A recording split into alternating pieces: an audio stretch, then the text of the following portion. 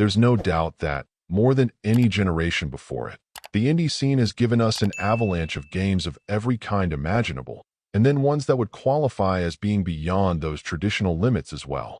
Genre bending has become such old hat for some developers that they seem to be determined to just create experiences that defy tight or simple descriptions, typically by throwing the gaming equivalent of the kitchen sink at you.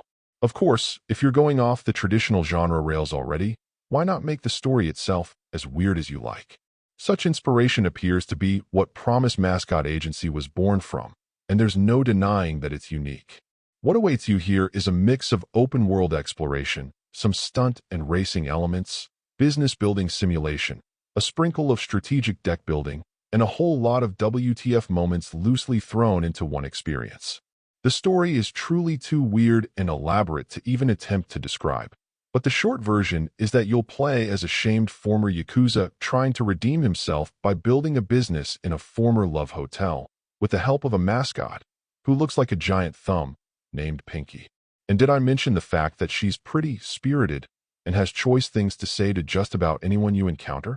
In terms of the issues, the one I'd start with is that while I appreciate the developer's attempts to establish the game's story, it takes entirely too long to really get to playing the game in any meaningful way.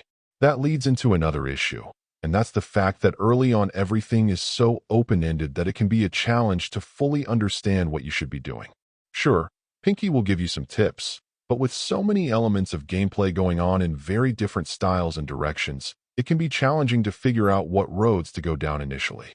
Throw in controls that can be a bit on the wonky side when it comes to controlling your beat-up truck, and the game has some challenges.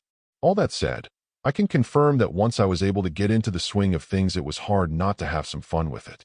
In particular, the weird characters you'll meet, not limited to the mascots, and the news footage you'll see when one of your mascots gets into trouble out on assignment, absolutely give everything silly flavor. I can see where appreciation for the game's sense of humor may not be universal, but given the fact that it is unapologetically weird in its own specific way, I at least give it credit for. Is it a cohesive and technically sound gameplay experience? Not at all. But can it be fun for the right audience? Without a question. Overall, my final score for the game ended up being a 7.6. And if you're interested in picking it up, it's currently available on the Switch eShop for $24.99. Thank you for taking the time to listen to this review. And if you'd like more information or ideas of indie games worth checking out on Switch, be sure to click on the link provided in the description. Until next time,